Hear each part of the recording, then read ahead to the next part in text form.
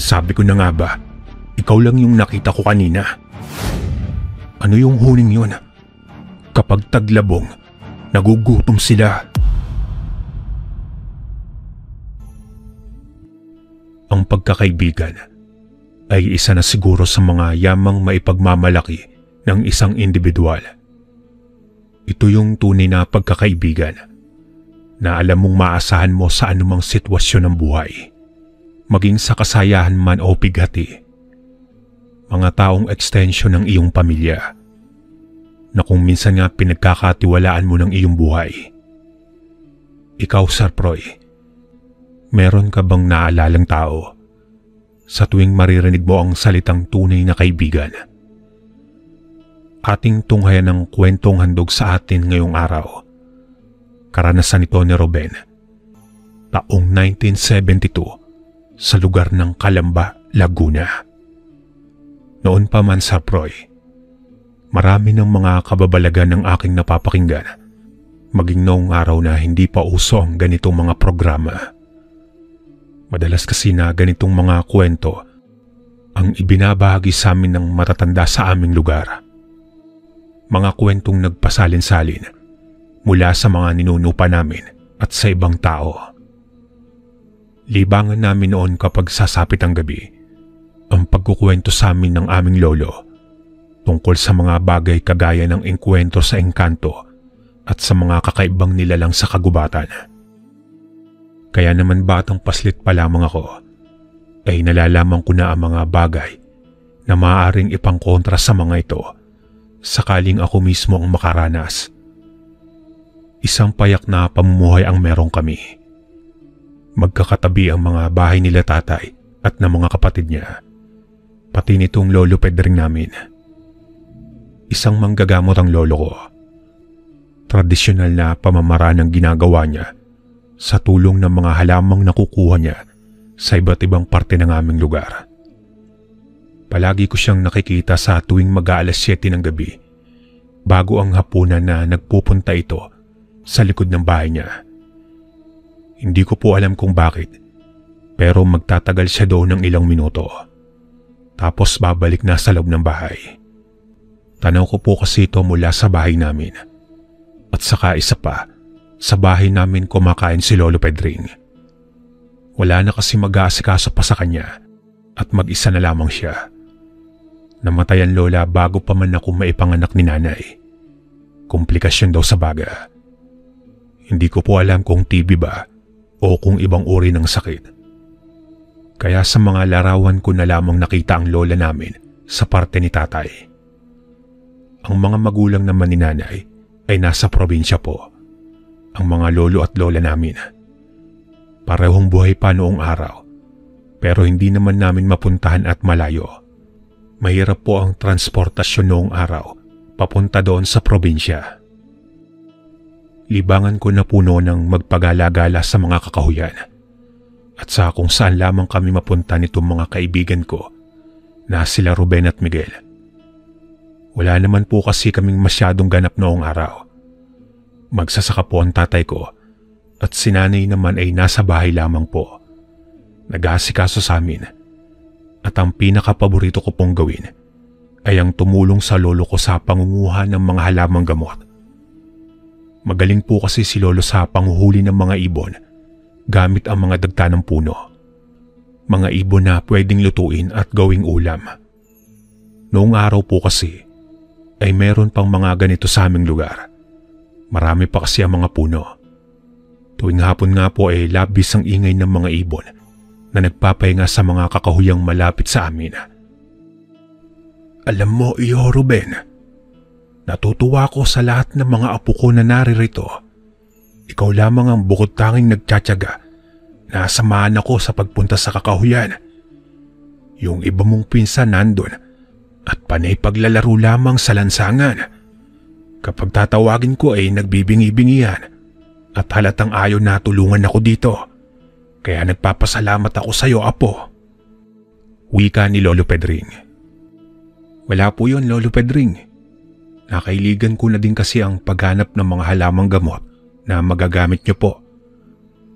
Lolo, sa tingin niyo po, Maaari din kaya akong matuto ng panggagamot kagaya nyo? Napansin ko po bukod kasi sa inyo, wala nang ibang manggagamot dito sa lugar natin. Bigla ko na lamang pong naitanong ito sa Lolo Pedring ko.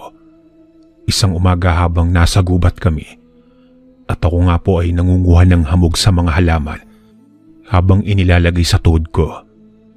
Pampalakas at pampatibay daw kasi yun ayon sa lolo. Sinasamahan ko siya sa pangunguha ng mga baging na uri ng halaman. Limot ko na po kung ano bang tawag doon. Pero isang mabisang gamot daw yon sa rayuma at sa ubo. Matinik at mahirap kunin. Kaya kailangan dalawa kami ng sa gayon ay mabunot namin ang ugat nito. Noon kasi walang opisyal na katawagan ang mga halamang kinukuha ng Lolo Pedring ko. Hindi din po siya nag-aaral ng tungkol sa mga herbal medicine. Ayon sa Lolo Pedring ko, nang minsan matanong ko ito kung paano niya bang nalalaman na isang halaman ay mainam sa karamdaman ng tao. Ang sagot lamang niya sa akin, sa tulong daw ng gabay niya sa kalikasan. Ito daw ang nagtuturo sa kanya ng mga halaman na dapat niyang gamitin at mga halaman na dapat iwasan. Sa katunayan nga po niyan, sa maniwala kayo at sa hindi, merong isang uri ng halaman o dahon na pinakamainam sa mga taong natutuklaw ng ahas. Pero mahirap itong makuha kahit po kami nahihirapan. Pero ang nakakamangha lang po, kasi mismong ang mga makakamandag na ahas ay alam kung saan itong kukunin. Minsan na po akong naging saksi sa dalawang ahas na naglalaban. Parehong makamandag. Ilang minuto silang nagaway hanggang sa tila manlupay pa yung isa. Marahil na din sa kamandag ng pagkakatuklaw sa kanya. Pagkatapos pinagbasdan ko po itong kalaban niyang ahas. Umalis po ito. Ako naman ay hindi ko malapitan yung nanghihinang ahas kasi sobrang malaki po ito. Gabraso ko ang laki. Kaya tiyak na kung matuklaw ako nito ay katapusan ko na. Nanatili lang ako doon. Inaantay ko sanang mamatay para kunin ko at dalhin kay Lolo Pedring. Nang makita ko pong bumalik yung kalaban niyang ahas, may dala itong mga dahon sa bibig niya at parang isinubo doon sa nanghihinang ahas. Mahirap mang paniwalaan, pero nang makalipas lang ang ilang minuto, muling gumalaw ng maliksi yung ahas at magkasabay silang umalis. Totoong kwento po ito at ako mismo ang nakasaksi. Pero nang itanong ko kay Lolo, isang beses niya pa lang din daw itong nakita at hindi siyang pamilyar sa itsura nito. Ruben, apo, tignan mo yung baboy sa unahan. Kapag nakakakita ka ng mga hayop na sa tingin mo iba sa karamihan kagaya niyan, wag na wag mo silang sasaktan, ni wag mong lalapitan. Dahil sa mga bantay sila ng gubat at hindi nilang nagugustuhan kapag nagagambala sila. Wika ni Lolo Pedring. Lolo, paano naman po kung ako ang suguri nila? Anong gagawin ko? Wala po bang pangontra sa mga ganyang hayop? Hindi po kaya aswang yan, kagaya nung sa kwento niyo po? Tugon ko naman kay Lolo. Nang umagang iyon po kasi, ay pinagmamasdan ni Lolo Pedring ko ang isang napakaputing baboy. Puti ang lahat sa kanya. At ayon nga kay Lolo, ay engkantadong baboy yon. Malayang nagpapagala-gala sa kakahuyan. Hindi ko lang po alam kung ngayon ay may ganito pang uri sa mga kagubatan. Pero tunay na kakaiba po ang nakita kong baboy. Ayon naman kay Lolo, na kung totoong bantay ng gubat, ay hindi ito magtatangkang sugurin ng isang tao. Pero kung aswang ang naaktuhan mo, tiyak na magiging agresibo ito. Kahit naman po kasi mga baboy ramo, talagang iwas sa tao.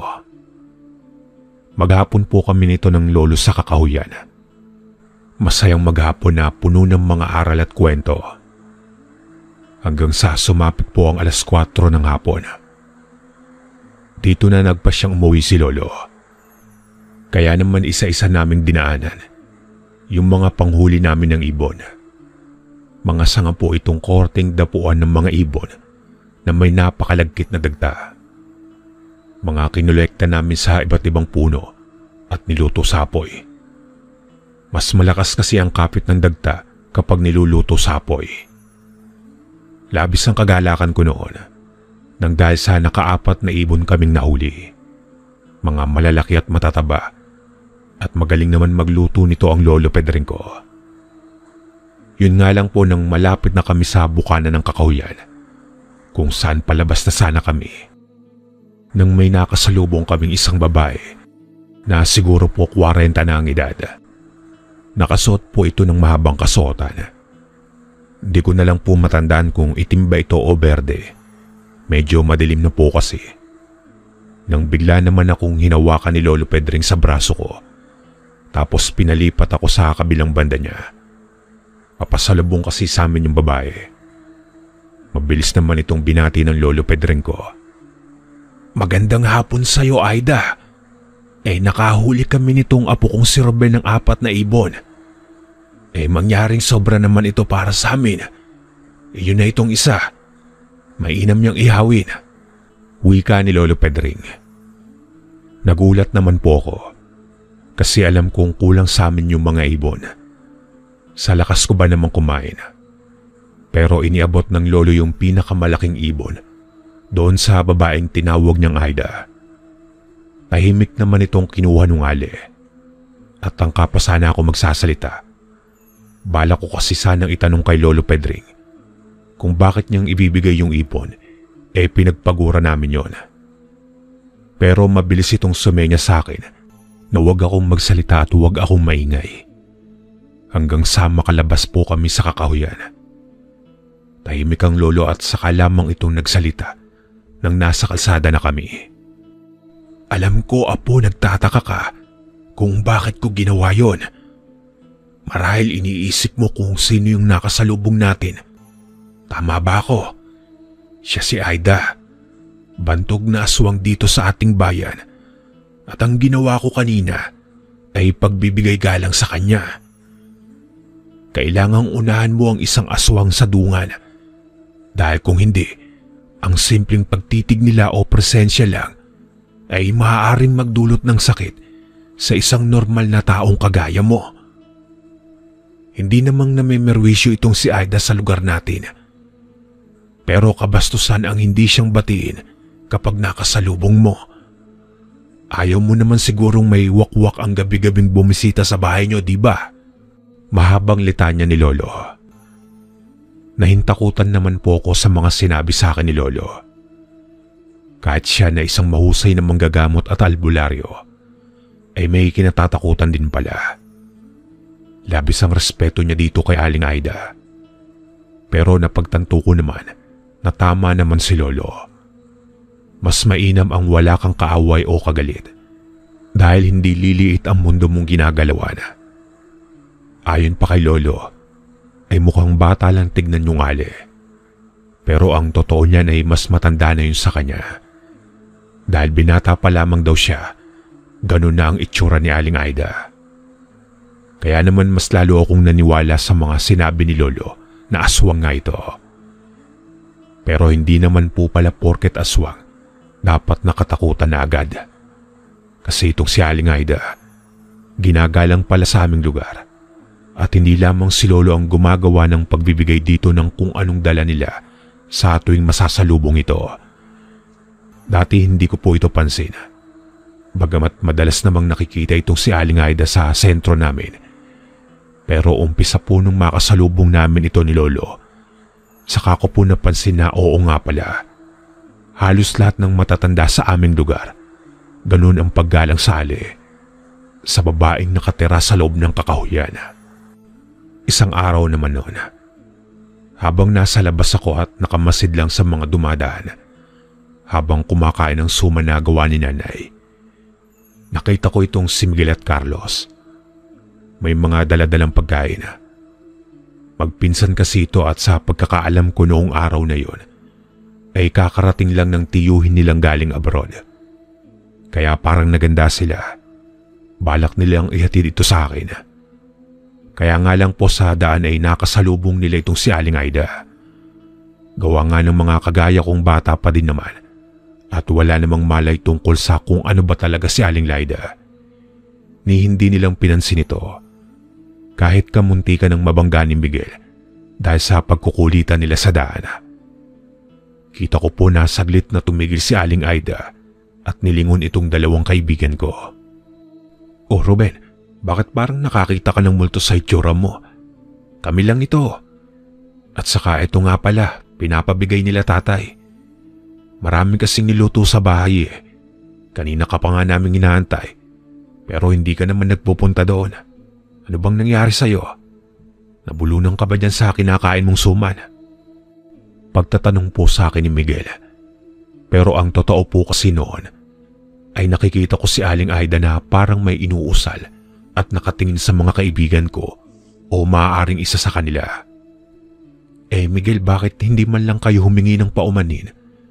Halos nabangga nyo na si Aling Aida, yung nakasalubong yung babae. Alam nyo, sabi ng lolo, may alam niyan sa itim na mahika. Baka kulamin kayo. Alam yan ng matatanda, itanong nyo pa sa tatay nyo." Pagkukumbinsi ko sa mga kaibigan ko, pero tila yata hindi naman silang kumbinsido dito. "Ano ka ba Ruben? Huwag kang magpapapaniwala sa mga kwento-kwentong yan. Ang sabi ni Tiyo Ben ko, yang si Aling Laida, nabaliw lang daw yan kasi nabiyuda. Namatay yung asawa sa away sa lupa. Kaya nga daw naaawa dyan yung matatanda dito at inaabotan ng mga kung ano-anong pagkain at tulong.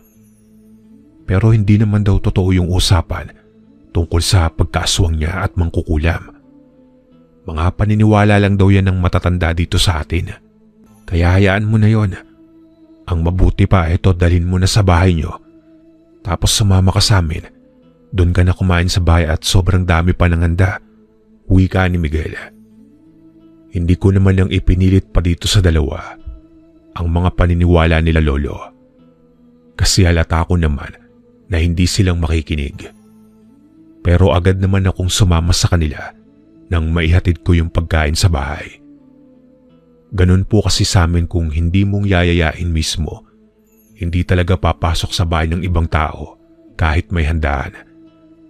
Lalo pa at may banyagang bisita ang pamilya nila. Mas mahihiya yung mga kapitbahay. Pero ako po, dahil sa bata pa lang naman kami at kusina naman ang diretsyo namin, ay ayos lang.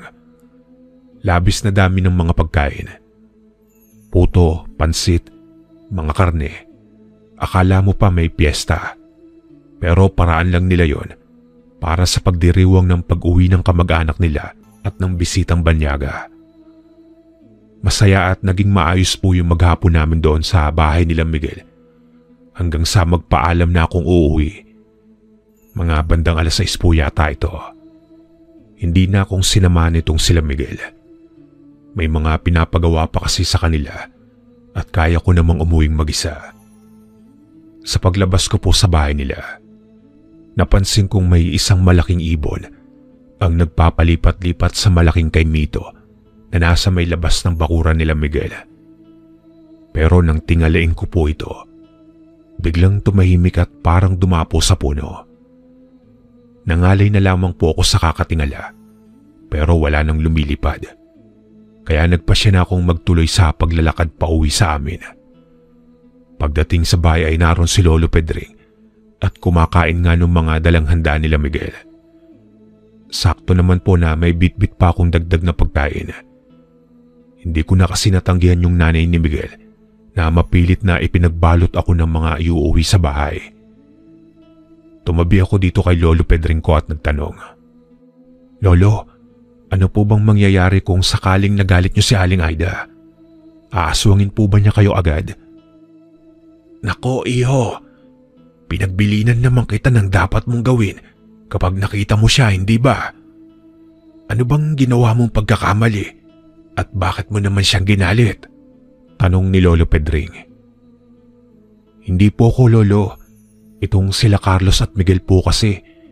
Kamuntikang mabangga si Aling Aida kanina sa daan. Pero hindi po nilang pinansin at nilampasan lang. Pagkatapos nakita ko po itong si Aling Aida na nakatingin na po sa kanila at parang may mga sinasambit na salita.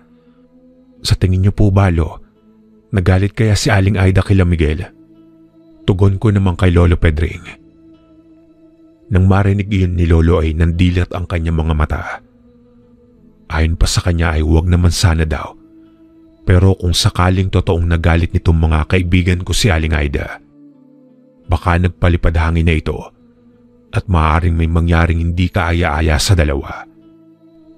Bagamat hindi naman ito ganong kaseryoso daw dahil sa mga simpleng pagsakit ng tiyan at ulo lang naman ang ginagawa ng Ali sa mga kinakainisan niya. Pero nakakatakot pa din po, hindi ba? Nang gabing yon hindi po akong agad na nakatulog. Di kasi mawala sa isip ko yung itsura ng Ali habang nakatingin sa direksyon namin. Bandang madaling araw na yata akong nakaidlip. Kinaumaga narinig kong nag-uusap-usap ang mga kapitbahay namin sa labas. Tungkol nga daw ito kay Miguel na isinugod sa ospital noong gabi. Na-food poison daw at labis ang pagsusuka. Agad ko namang pinuntahan si Carlos at nakibalita ako kahit di pa ako nakakapag-almusal. Ayon nga dito sa pinsan niya, noong makaalis daw ako, nautusan pala silang dalawa na bumili ng mga maiinom sa labas at doon nga daw ay may biglang tila bumulusok at bumangga sa kanilang malaking ibon. At nung makauwi nga daw sila, ilang saglit lang ay namimilipit na sa sakit ng tiyan si Miguel. Sabi ng iba usog. Pero dahil sa impluensya ng banyagang bisita nila, food poisoning daw ang nangyari, kaya dinala sa ospital. Pero ako malakas ang hinala ko na dahil yun sa nagalit sa kanila si Aling Aida. Sumapit po ang hapon at iniuwi na sa bahay si Miguel. Nawala na daw kasi yung sakit ng tiyan at natigil na yung pagsusuka nung nasa ospital na. Pero noong gabi po, biglang narinig kong sumisigaw yung tatay nitong si Miguel. Kumakatok sa bahay ni Lolo Pedring at buhat-buhat po si Miguel. Nawalan daw ito ng malay nang biglang magsuka at may dugo na ang inilalabas nito. Agad naman po akong tumakbo papunta sa bahay ni Lolo. Gusto kong makita kung paano gagamutin ni Lolo Pedring ang kaibigan ko. Kumuha ng isang plato si Lolo Pedring, tapos nilagyan niya ng langis, sabay nag-usal ng mga orasyon. Itinapat niya po yung plato sa gaserang naroroon at nagmarka yung uling mula sa gasera sa plato. Doon ay nakita ko po na parang may korting tao ang lumitaw. Sa pakiwari ko po ay babae. Matapos po ito ay hinipan ni Lolo Pedring yung plato. Sabay gamit yung daliri, ay kinuha itong naipong uling o yung itim na mula sa usok ng gasera. At ito po yung ipinahid niya kay Miguel. Pagkatapos ay may mga inilagay pang daon si Lolo Pedring sa likod at sa tiyan ni Miguel. Nausog ang anak nyo. Kailangan nyo magkatay ng puting manok at ilagay nyo ito sa tapat ng pintuan nyo mamayang 3:00 ng madaling araw. Wala kayong ibang gagawin. Huwag niyong babantayan ng manok at hayaan niyong umagos ang dugo nito sa labas ng pinto. Kapag sumakit pa ang tiyan ni Miguel, dalhin niyo ulit sa akin. Pero kung magagawa niyo ng tama ang pag-aalay ng manok, hindi na siya gagambalain pa. Wika ni Lolo Pedring. Ang tatay ni Miguel ay laki sa lugar na yon. Kaya naman mapapaniwalain ito sa mga albularyo at mga kulam.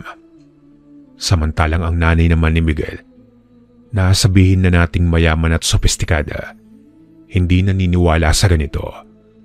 Mas naniniwala siya sa mga makabagong medisina at kinu-question nga ang pinapagawa ni Lolo na pagkatay ng manok na ilalagay sa labas ng pinto.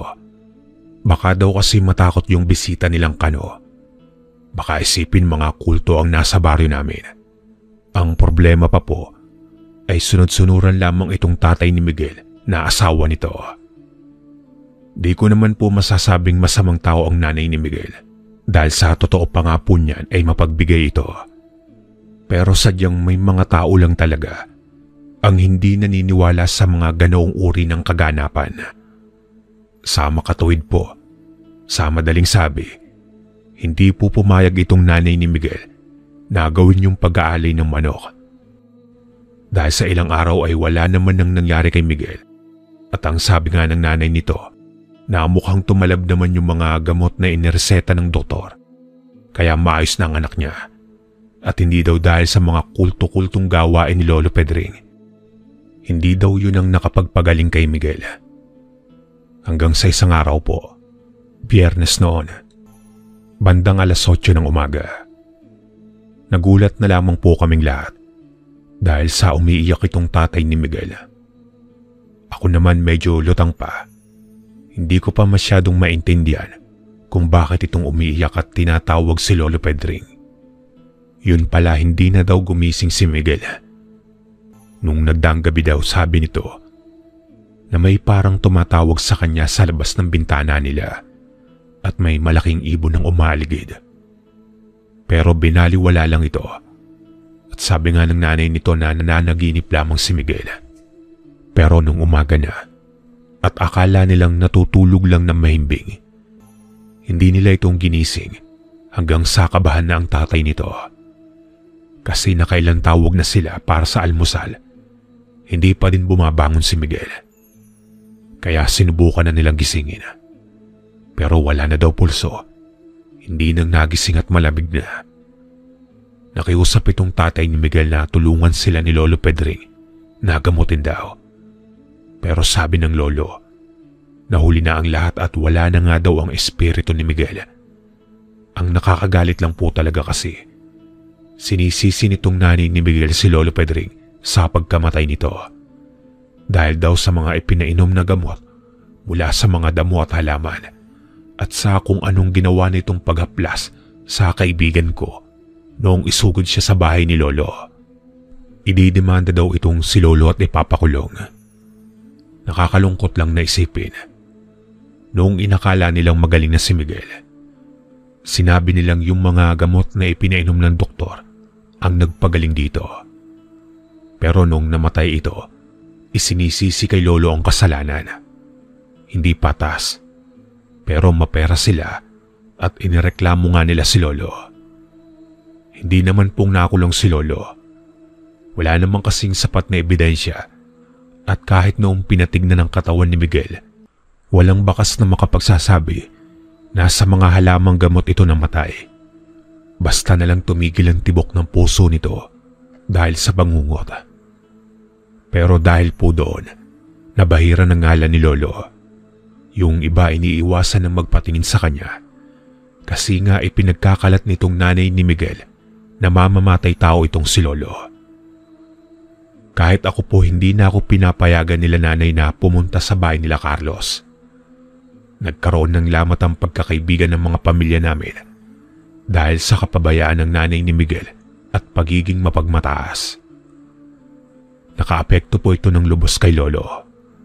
Lungkot at pagkaawa sa sarili niya. Hanggang sa tumigil na po sa panggagamot ang Lolo. Unti-unting humina ang katawan niya at 1 taon nga lang po, iniwan na kami ni Lolo Pedring. Hindi ko po alam ang dahilan basta nang hina na lamang siya noong itigil niya ang panggagamot. Pero bago siyang tuluyang manghina at maratay, ipinasa niya sa akin ang karunungan niya. Tinuruan niya po ako ng mga panggagamot at ibinigay niya sa akin itong librong siya mismo ang may gawa kung saan nakasulat ang mga proseso ng gamot at mga pangontra sa mga sakit at kulam. Bagamat inaral ko po ito, pero hindi po ako nanggagamot. Pakiramdam ko na hindi ko obligasyon ang tulungan ng mga kalugar namin dahil na rin sa nangyari sa lolo ko. Na kahit anong bait at sikap na makatulong sa kapwa, sa huli ay si Lolo Pedring pa rin na naagrabyado at naging masama. May karunungan po ako. 2 taon pa nga ang lumipas, ay halos kabisado ko na ang libro. Nagagawa ko na ding gamutin ang mga karamdaman ng mga kamag-anak ko. Sila lang kasi ang tinutulungan ko at maayos akong nakakagawa ng mga gamot mula sa mga halaman. Pero ibinebenta ko po ito sa bayan. Hindi ito libre. Natuto ko sa sinapit ni Lolo. Naroon pa din naman po si Aling Aida at wala akong galit sa kanya. Di naman niya kasi kasalanan ang nangyari. Kasalanan yun ng mga taong walang utang na loob at mapanghusga. Isang araw naman po noong nasa may kakahuyan ako. Bibihira lang naman ako magtungo dito. Pero kapag naalala ko ang lolo ko, nagtutungo talaga ako sa gubat. Sinasariwa yung mga panahong kasama ko pa siya. Nang partikular na araw pong ito, napagpasyahan kung bakit hindi ako maligo sa ilog. Total ay tag-init at masarap magbabad. Manghuhuli na din ako ng isda kung meron at mangunguha ng makakain sa kakahuyan. Mag-isa akong naroong nagbababad at pilit na nagpapakalma ng isipan. Kapag nagbibinata ka po kasi, madaming problema ang kakaharapin mo. Yung pagpiyok ng boses mo na nakakahiya sa mga dalaga at ibang tao. Yung tigyawat na ayaw tantanan yung mukha mo. At ang katotohanang mahina po ako sa klase. Palaging kulelat at mabagal magbasa ng Ingles. Yun po ang mga iniisip ko noon. Kaya iba yung saya ko noon kapag nasa ilog. Parang inaanod kasama ng agos sa mga problema ko ng panandalian. Pero nang mag-alauna na ng hapon, umahon na din ako. Wala akong nahuling isda, kaya naghanap na lang ako ng nyug at saka ng labong. May kawayan na naman akong madadaanan, kaya naman yun na lang ang naisip kong kunin at iuwi sa bahay. 5 peraso yung nakuha ko nito. Wala namang kasing may-ari ng lugar na yon, kaya ayos lang na kumuha ko. O baka meron po, pero wala doon sa aming lugar. Wala namang kasing naninita sa akin. Simula noong bata pa ako sa tuwing nangunguha ako doon. At dahil sa taglabong nga napakarami ng naroroong umuusbong. Nagulat na lamang po ko nang dahil nang maayos ko na at maitali ko itong mga labong. Naroon si Aling Aida na nakatayo sa harap ko. Halos mapasigaw na sana ako. Mabuti na lamang at napigilan ko. Magandang araw po, Aling Aida. Pasensya na po kayo, hindi ko kayo napansin. Nanguha lang po ako ng labong. Wala po kasing huli yung pamingwit ko. Eto po, gusto niyo po ba ng labong? Wika ko kay Aling Aida. Natatandaan ko ang bili ni Lolo na kailangan ko itong alukin.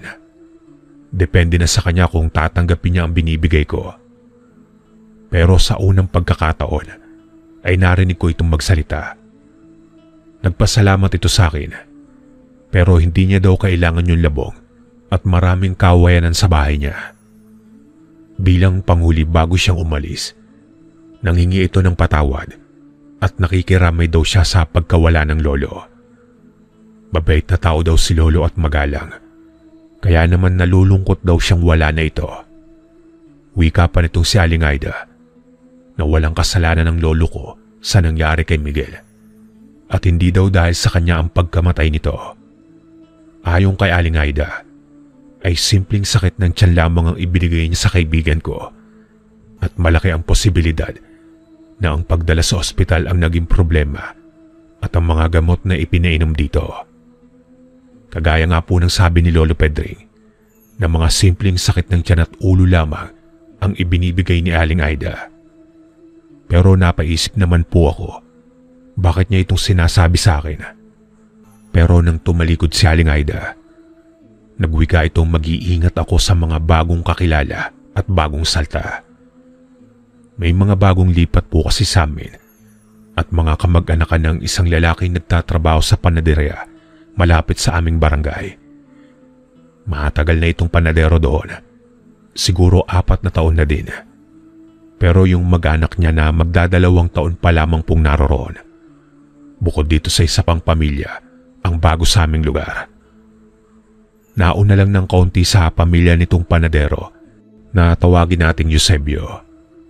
Kaya nga iniisip ko kung bakit akong mag-iingat sa mga bagong lipat sa amin kung ito man ang tinutukoy ni Aling Aida. Matapos ang ilang segundong pagtitig ko sa papalayong matanda, nag-umpisa na din akong maglakad pa uwi. Gagayatin pa kasi at pakukuluan itong labong, tapos pipigain at huhugasan bago gataan. Yun po ang proseso nito para matanggal yung lason na kasama sa halaman. Pagdating ko po sa barangay namin, nakita ko naman po itong si Mang Eusebio na kausap si tatay. Pero hindi ko naabutan ng pag-uusap kasi papalis na din ito. Mano ho, itay? Si Mang Eusebio po ba yung nakita ko kanina? Ano po bang sadya niya sa inyo? Wika ko sa aking ama. Ay oo anak, siya nga. Kinausap ko lang para doon sa mga luma at mga hindi na nilang ititindang tinapay. Ibig kong bilhin sa kanila para naman maihalo natin sa mga pagkain ng baboy. Sayang din at saka napadaan siya para sana magtanong kung may gamot tayo para sa paghilab ng tiyan. Madalas daw sumama ang pakiramdam ng asawa niya. Ang sabi ko naman hindi ko alam at wala ka pa nga dito sa bahay. Meron ba tayo noon anak? Tugon naman ni tatay sa akin. Ayon pa sa tatay, naikwento daw kasi ng isa sa mga tiya ko na marunong nga akong manggamot at gumawa ng mga panlunas sa anumang karamdamang ordinaryo. Noon pa naman po kasi, meron na talagang mga marites. Pero hindi ko naman masisisi ang tiya ko. Kasi gusto niya lang ipagmalaki na marunong nga daw po akong manggamot at minana ko ang abilidad ni Lolo. Meron naman po tayong gamot dyan para sa ganong karamdaman, itay. Pero alam niyo naman po na hindi ako nanggagamot ng ibang tao. At saka sa palagay niyo po ba, ayos lang na tulungan natin sila. Nakakagulat nga po na bigla na lamang kayong kinausap niyang si Mang Eusebio. Di ba kahit anong bati niyo dyan, tinatangu-tanguan lang po kayo. Pagdadahilan ko pa sa tatay. Pero likas na mabait po talaga itong ama ko. Siya na ang nakiusap na tulungan na lang daw ang pamilya ni Mang Eusebio. Isa pa gamot lang naman para sa asawa nito at hindi naman daw magpapagamot talaga. Kaya naman sabi ko sa tatay ko na sige pupuntahan ko at ako nang maghahatid ng gamot sa kinahapunan at gagawa pa ako ng bago. Luma na din kasi yung naroroon at baka kung hindi pa gumana, baka masabihan pa akong peking manggagamot. Bagamat binala ko sanang singilin ang mga ito. Pero si tatay dahil alam niyang magpapabayad ako, nakiusap pa itong huwag nang singilin sila Mang Eusebio. Para naman daw magkasundo sila sa presyo para doon sa mga lumang tinapay na sinasabi niya para sa mga baboy namin. Bandang hapon, mag-aalas 5:30 na yata to o mag-aalas 6 at papalubog na din ang araw nang maalala ko yung tungkol sa mga gamot na ibibigay kay Mang Eusebio. Nalibang ako masyado sa paggagayat ng labong kaya naman nakaligtaan ko ito. Saka pa lamang akong nakapaglagay sa garapon ng gamot at bandang mag-aalas 7 na nga ako nakalabas sa bahay. Ipinaubaya ko na sa kapatid ko ang pagluluto ng labong at nagawa ko naman na itong pakuluan at pigain. Ako naman ay naglakad ng patungo sa may pilapil. Nasa tawid ng taniman pa ang tinutuloy ang bahay nitong sila Mang Eusebio. Sa isang kubo, bantay sila doon sa lupa ng ninong yata nitong asawa ni Mang Eusebio. Medyo madilim na yung daan pero nasanay na kasi ako at hindi talaga akong nagdadala ng ilaw. Isa pa tanaw ko naman yung bahay nila dahil sa malamlam na gasera. Medyo malamig ang ihip ng hangin at masarap sa pakiramdam. Idagdag mo pa ang mga huni ng palakang bukid na parang ang sarap hulihin para gawing adobong palaka. Pero wala ako sa kondisyon noon para magsusuot sa mga damuhan at pataniman. Bago ka po makarating sa bakuran ng kubo, may mga madadaanan pang punong kahoy, santol yata yun at saka abukado. Dahil sa nakaramdam ako ng pagkaihi, umihi muna ako bago nagtuloy sa bahay nila Mang Eusebio. Nang matapos ako buong pag-aakala ko, ay naihian ko yung pantalon ko. Pero nang kapain ko ito at amuyin-amoy langis, saka kong napagtanto na nabasa yung pantalon ko dahil sa pag-awas ng lana sa botelyang dala ko. Isa lang ang ibig sabihin, may kung anong masamang nilalang ang nasa paligid. Kung tama pa ang hinala ko ay isang aswang. Nang maalala ko na naman ang sinabi sa akin ni Aling Aida, mag-iingat ako sa mga bagong kakilala at mga bagong tao sa lugar. Kaya ang naisip ko agad na maaari kayang ang pamilya ni Mang Eusebio yung aswang dahil kanina hindi naman umaawas yung botelya at nang makarating lang ako doon, saka itong nagkaganon. Marahan akong lumapit sa kubo. Pinagmasdan ko ang paligid. Sinigurado kong walang nakaabang para sunggaban ako. Kaya nga lang po ay bigla kong narinig itong asawa ni Mang Eusebio na sumigaw at tila ba hirap na hirap. Dito ko pong naaninagan ng isang nilalang na nasa silong ng kubo nila. Nakaaktong nakahiga at mukhang nakangudngod yung mukha sa sahig ng kubo. Walang dudang aswang ito at sinisinghot niya ang samyo ng asawa ni Mang Eusebio. Kaya hindi ako nagdalawang isip na kumilos. Delikado ang ginagawa ng aswang at maaring mapahamak itong ali sa loob ng kubo. Ikinuhit ko sa lupa itong itak ko at dinuraan ng talim. Sabay marahan kong sinalakay yung aswang sa ilalim.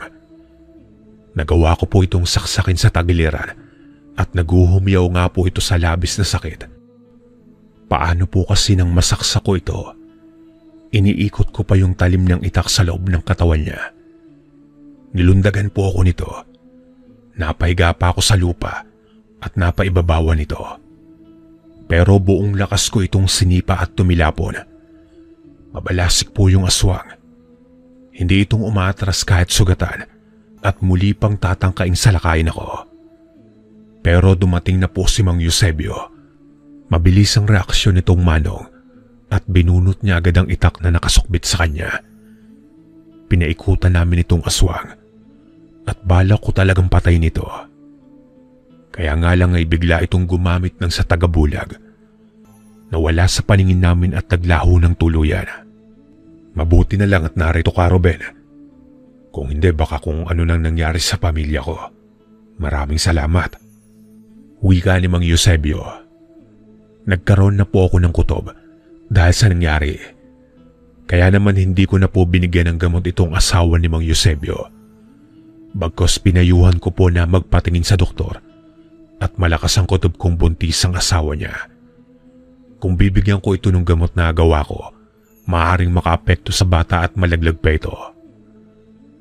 Naunawaan naman ito ni Mang Eusebio at sa kinaumagahan nga raw po ay dadalhin niya sa bahay ng misis niya. Inalok pa ako nitong magkape pero nagpasalamat na lamang ako at sa halip ay nanghiram na lang ako ng ilawan nang may magamit akong pauwi. Iniisip ko kasi na baka tambangan ako nung aswang sa daanan. Alam ko pong hindi ito si Aling Aida. Paano po kasi lalaki yung aswang? Halata sa pangangatawan niya. Kaya natitiyak kong hindi yung matandang si Aling Aida ang nakaengkwentro ko. Sa daan pa uwi naman ay maingat ako. Nagusal ako ng ilang orasyong gagabay sa akin. Poprotekta lalo pa at alam kong marunong sa mga buhay na salita ang nilalang at kayang gumamit ng sa tagabulag. Gamit ang aking nag-iisang mutya ng alitaptap, magagawa kong mailantad ang anumang nilalang na nagtatago sa dilim. Hindi ko lang talaga itong nagamit noong kaharap ko yung aswang dahil sa sobrang bilis ng mga pangyayari. Hindi nga po ako nagkamali dahil sa may nakamasid sa akin. 2 pares ng mga mapupulang mata ang nakita ko sa may unahan. Ibig sabihin lang ay hindi lang nag-iisa yung aswang kanina. Kaya malamang sa malamang na nag-aabang ang mga itong makalapit ako sa kanila upang masalakay. Pero ang ginawa ko, lumis ako at sa may kakahuyan ako dumiretso. Doon ko sila planong iligaw. Hindi po ako takot nito. Umiwas lang ako sa direktang pag-atake nila at konfrontasyon. Kung nasa gubat ako, magagawa kong makapagtago at hindi nila ako magagawang dagitin. Sakaling subukan nilang lumipad. Masukal ang kakahuyan at hindi posible ang paglipad sa loob nito. Pero yun nga, nakasunod ang mga aswang at ang masama pa nito, ito yung mga aswang na walang pakpak.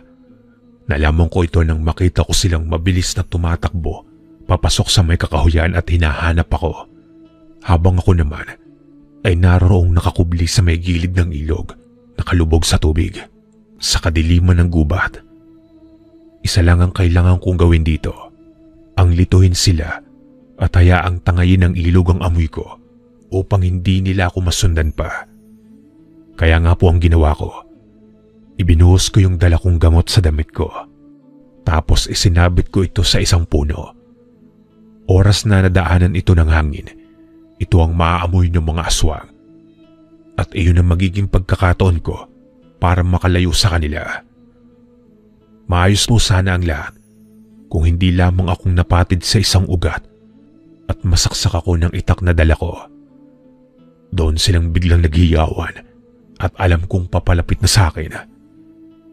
Nang walang kung ano-ano, ay biglang may isang taong nakatayo sa harapan ko. Gulo-gulo ang buhok at nakakatakot ang presensya.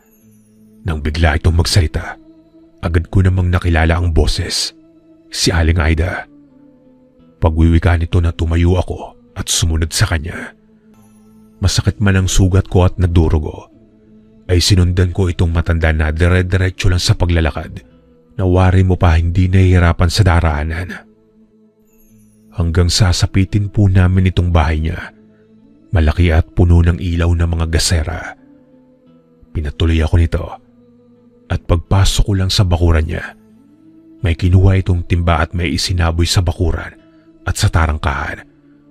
Pagkatapos ay isinara na ang pinto ng bahay. Sa puntong iyon, medyo nagdidilim na yung paningin ko dahil sa dami ng dugong nawala sa akin. Pero nag-umpisang kumuha ng mga kung ano-anong halaman itong si Aling Aida. Pinalatag niya sa may papag yung binti ko na may sugat at gamit itong mga dinikdik na halaman at ugat, itinapal niya ito sa sugat ko matapos niyang hugasan ng maligamgam. Nakakapagtaka lang talaga na hindi po akong nasundan ng mga aswang sa bahay ni Aling Aida sa kabila nung labis na pagdurugo ng sugat ko. Nakaidlip po ako na naginip pa ako na naroroon si Lolo at nakangiti sa akin at sinasabihan akong gumising na. At nang pagdilat ko nga ng mga mata ko, naroroon si Aling Aida, abala sa kusina niya. Nang mapansin niyang gising na ako, sinabi niyang kailangan ko nang umuwi at maaring hinahanap na daw ako nila tatay. Ayaw niya daw na makita pa nila tatay na naroroon ako sa bahay niya.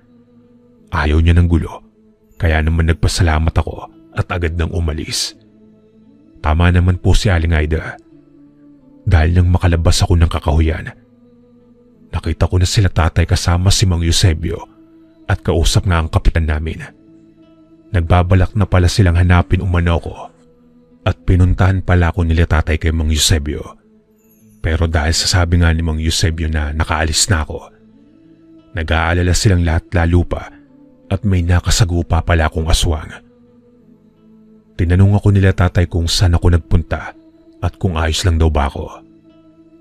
Ipinaliwanag ko ang lahat at sinabi kong hinabol ko ang dalawang aswang.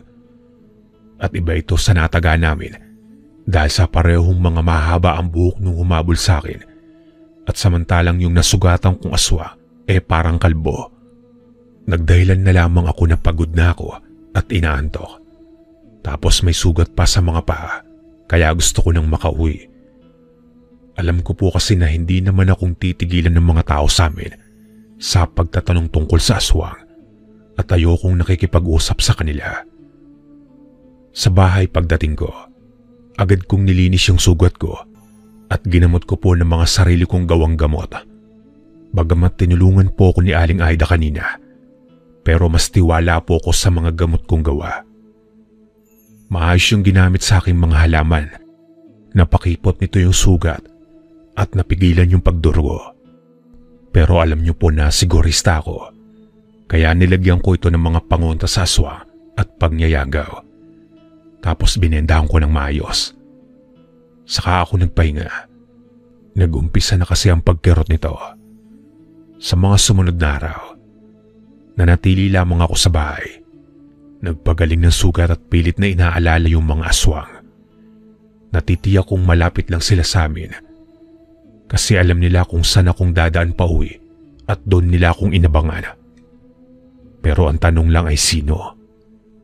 Kung sana maaga ko lang tinignan ng bawat isa sa mga kalugar namin kung sino ang may sugat sa tagiliran, baka natukoy namin kung sino-sino ang mga aswang. Kaya nga lang po hindi ko po kayang maglakad. Ayoko din ma-infection pa yung sugat ko. Sa araw-araw nakikibalita na lamang ako kay tatay. Kumpirmado nga daw na buntis ang asawa ni Mang Eusebio. At siguro sa pagtanaw ng utang na loob nito, madalas itong napapadaan sa bahay para mangamusta at minsan may dala pang tinapay. Nanghingi ito ng tulong sa akin sa mga pangontrang pwede nilang magamit at madalas nga daw na nakakarinig sila ng wakwak sa gabi. Kaya nga hindi na nagpapaabot ng hapon sa panaderya si Mang Eusebio at kinakailangan daw na 5:00 pa lang ay nasa bahay na siya. Ilang beses daw kasing may naliligaw na itim na baboy doon sa kanila at minsan naman isang malaking pato. Kaya naman binigyan ko ito ng mga bagay na dapat gawin at ilagay sa bakuran nila at sa higaan ng misis niya.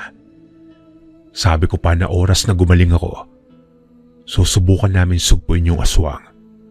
Gusto kong makaganti at kung hindi dahil sa paghabol nila, hindi sana akong nagkasugat sa may binti. 1 buwan nang lumipas at maayos na ang kalagayan ko. Nang minsan kong muling bisitahin sila Mang Eusebio, nakita ko na agad ang marka ng mga nilalang na nagmamatsyag sa gabi. Mga hukay sa bakuran, mga pagkalmot sa dingding at mga natutuyong sanga ng mga puno na maaaring dinapuan ng aswang at nalawayan kaya nalanta. Lahat ay mga senyales ng pang-aaswang sa pamilya. At bagamat nasabi ko po na hindi ko na talaga ugali ang tumulong sa mga kabarangay ko, pero kung iisipin na hindi po namin talagang kabarangay sila Mang Eusebio, mga dayo lamang sila doon at iniiwasan pa nga ng ibang mga kalugar namin dahil sa weirdo daw at hindi nakikipag-usap. Mang Eusebio, wag mo muna kayong papasok sa trabaho bukas. Dito po ako magpapaumaga sa bahay nyo. Susubukan nating siluin yung aswang bago pa man silang makapaminsala ng tuluyan. Kailangan na natin silang mapigilan dito at kung ayos lang po yun sa inyo. Maraming salamat sa pagtulong mo sa amin, Ruben. Alam kong iwas talaga sa amin ng mga kalugar natin at hindi pa nila kaming lubusang tanggap. Pero lumalabang kami ng patas sa buhay at hindi kami masasamang tao. Kaya nga nagpapasalamat ako na kahit paano tinutulungan mo kami ng pamilya mo. Tugon naman ni Mang Eusebio. Huwag niyo na pong alalahanin yon. Isa pa may atraso din sila sa akin. Dahil sa kanila, kaya akong naratay sa bahay ng 1 buwan. Wika ako dito. Nagandaan naman ako ng mga patibong sa bahay nila Mang Eusebio. Sinigurado ko na kung sakaling lalapit man ng mga aswang sa bakuran, ay malalaman namin ito. May mga inilagay akong panilo. Makatakas man sila, tiyak na magtatamo sila ng mga sugat na hindi agad maghihilom. At magagawa kong malaman kung kabarangay namin sila sa kinaumagahan. Sumapit po ang gabing nakatakda kaming magbantay ng Mang Eusebio. Todo kape kami noon para wag antukin. Kapeng bigas lang po ang iniinom namin at isang malaking pitcher nga ito. Subalit hindi pa din po ito naging epektibo laban sa kakayahan ng aswang. Nagawa nitong patulugin sila Mang Eusebio. At kung hindi ko nga po naagapang sugatan ng sarili ko, ay malamang na pati ako nakatulog na din. Bagamat hindi naman silang makakapasok talaga dahil sa mga pangontrang ibinigay ko kila Mang Eusebio. Pero malay natin hindi ba at magawan nila ng paraan. Nanatili akong gising. Ramdam ko ang mga kaluskos sa labas. Alam kong pupuwersa silang pumasok dahil sa lakas ng mga pagangin nila. At doon nga po nakita ko itong isa sa mga aswang na nakadungaw sa labas ng bintana. Hindi akong agad na nakita nito dahil sa naroon ako sa may gilid na lis sa paningin niya. Walang pag-aalinlangang tinaga ko ito sa muka. Malinaw na aswang ang nakikita ko at walang ibang pakay ang mga yon kundi ang buntis. Nagsusumigaw itong aswang na nataga ko sa muka at yung iba naman tila sumasagot sa pagsigaw nito. Dito ko nang sinubukang gisingin si Mang Eusebio. Binuhusan ko ng kape. Di bali nang mainit basta magising siya. Taranta itong napabaligwas at ipinaliwanag ko ang mga nangyari. At dahil sa gising na siya, ginawa na namin yung plano. Balak naming sunugin ng mga aswang gamit ang mga botelya ng kerosene na ipinabili ko kay Mang Eusebio. Hindi ko alam kung ilan ang naroroon, pero tiyak kong higit ito sa 2 aswang. Paglabas pa lang po namin sa pinto, kita na namin ang mga mata nitong kumikislap sa dilim nang matamaan ng mga ilawan namin. Imbis na matakot panay pagmumura ang ginawa ni Mang Eusebio at hinamon ng mga aswang na sumugod. Pero walang naglakas ng loob. Tila nasindak din sila nang makitang hindi natatakot si Mang Eusebio, hanggang sa hindi na nakatis itong isa sa mga aswang na nasa itas ng puno at nilundagang kami. Ngunit mabilis ang reaksyon ko at sinalubong ko ito ng garapa. Basag sa ulo niya yung garapa at mabilis na kumalat sa katawan niya yung apoy. Nagwawala itong aswang. Taranta at hindi alam paanong aapulahin yung apoy. Narong nagsilundagan na din yung iba at sinusubukang tulungan itong kasama nilang nasusunog na mapatay yung apoy. Pero yun nga ang inaasahan namin. Nang lumantad sila ay pinagbababato namin ng mga garapa. 4 na aswang ang kabuuang nasa bakuran nila Mang Eusebio. Isipin nyo na lamang po kung mag-isa lamang doon si Mang Eusebio na lumaban. Pero dahil po sa pagtutulungan namin, naitaboy namin ng mga aswang. Nagkatawanan na lamang kami ni Mang Eusebio nang makita namin ang pagkukumahog ng mga aswang sa pagtakas patungo marahil sa ilog. Pero hindi ko na hinayaan pang lumipas ang matagal na sandali upang masukol ang mga aswang dahil ng pagputok ng araw. Kasama si Mang Eusebio at sila tatay at kapitan, pinuntahan namin itong hinihinala kong aswang, ang pamilya ni Mang Renato. Yung sinasabi ko pong kasabayang lumipat doon nila Mang Eusebio. Malakas kasi ang kutob ko sa pamilya nila. Pero nang puntahan po namin yung bahay nila, nagkalat lamang yung mga gamit. Wala nang tao sa loob at amoy sunog po sa bahay nila. Wala pong nakakita sa pamilya nitong si Mang Renato na umalis, pero yun nga po, hindi nang muli pang nakita ang pamilya nito sa aming barangay. Di umano ayon sa may-ari ng bahay, 3 buwan ding hindi ito nagbayad ng renta sa bahay dahil nga sa wala daw pera at wala daw kita ang padre de pamilya. Kaya tuloy hindi namin malaman kung umalis ba ito dahil ayaw nilang mabuko na sila yung mga aswang, o umalis ito dahil sa pagtakas sa mga utang nila sa barangay namin. Maging sa mga tindahan kasi ay marami pala itong pagkakautang. Pero magkagayon pa man po, natigil na ang pangangaswang sa asawa ni Mang Eusebio at naipanganak ng maayos ang sanggol. Naging ninong pa nga po ako. Tungkol naman po kay Aling Aida, hanggang sa magkaasawa na po ako at anak, ay naroroon siyang patuloy na namumuhay na mag-isa sa may kakahuyan. Pero ni minsan hindi niya talagang ginambala ang aming baryo. Hanggang dito na lang po ang aking kwento. Lagi po nating pakatatandaan na sa buhay, isang malaking kasalanan ang manghusga ng tao nang walang basihan at hindi lahat ng pinaniniwalaan nating totoo ay tama. Hanggang dito na lang po mga kakwento.